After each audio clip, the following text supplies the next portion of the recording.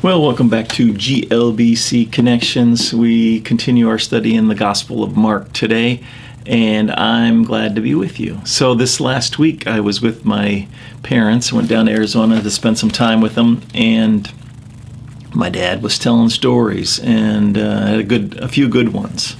And one of the stories he told was about the time he had to go to church on Wednesday night. And so my parents, my grandparents, were from Detroit, moved over to Fremont to escape the big city, and they went to a little Baptist church over there. And my dad was on the football team, and the high school football team. And it happened that there was a game on a Wednesday night, and my grandpa Homer expected my dad to be in church and to miss the football game. That was the way it was back then, right? If you were faithful and loyal, you were in church, right? And so my dad tells about how he was sitting in church, and of course the windows were open, and it was near the high school stadium, and he could hear every time there was a big play or a score, the crowd would cheer. And so there my dad was, a football player stuck in church wanting to be out on the field. And my dad said in those moments, he says, well, I learned how to respect my dad. So, which is not a bad thing, right? So he said he turned out okay.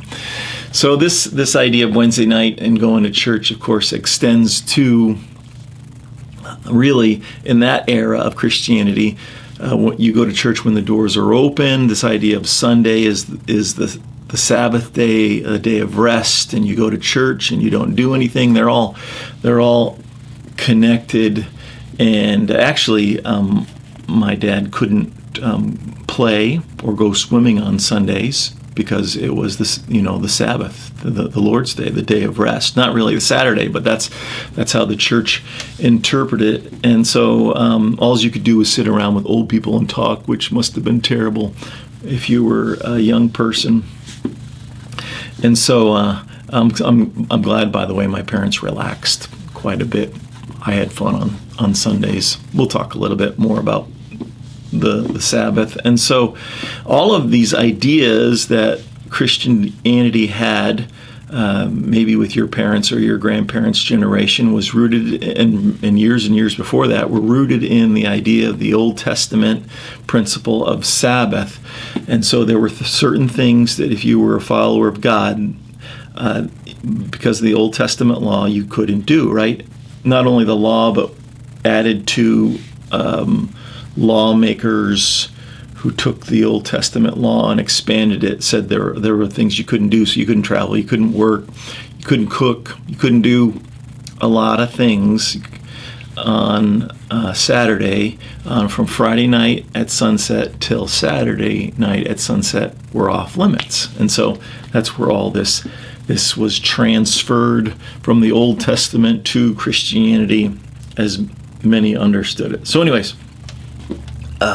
Mark says something about the Sabbath today in our passage, chapter 2, and he wants us to see a couple of things one that affect our understanding of the Lord's Day and that transition from Saturday to Sunday. But anyways, Mark wants us to see something about the idea of Sabbath, and then he wants us to see something about Jesus and who he is in this passage.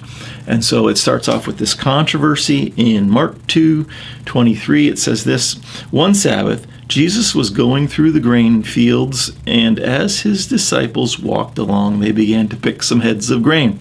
The Pharisees said to him, "Look, why are they doing what is unlawful on the Sabbath?" And so we keep reading, and there's this, Jesus responds and tells a story about King David when he is hungry with his men, and they go and they grab consecrated bread and they eat it, bread that was set apart for the priest. And David has authority, he's the king, to take the bread and eat it and feed his men because they were hungry. And so he tells that story in the Old Testament, and then he makes some transitional thoughts in verse 27, which is really important. Then he said to them, The Sabbath was made for man, not man for the Sabbath. And that's the first thing I want you to see, is that Sabbath was made for man's good and not the other way around. Now, we're not going to get into a deep conversation about the Sabbath right now, but there is this idea of a Sabbath principle that we rest one day a week to trust God. We rest one day a week and not work or strive to accomplish. We rest one day a week to say that we trust God and that He's going to take care of us. And so that's kind of the principle that was taken through Christianity. That was not always practiced appropriately, like the idea that you couldn't have any fun, I don't think works. But it's about rest and trusting in God.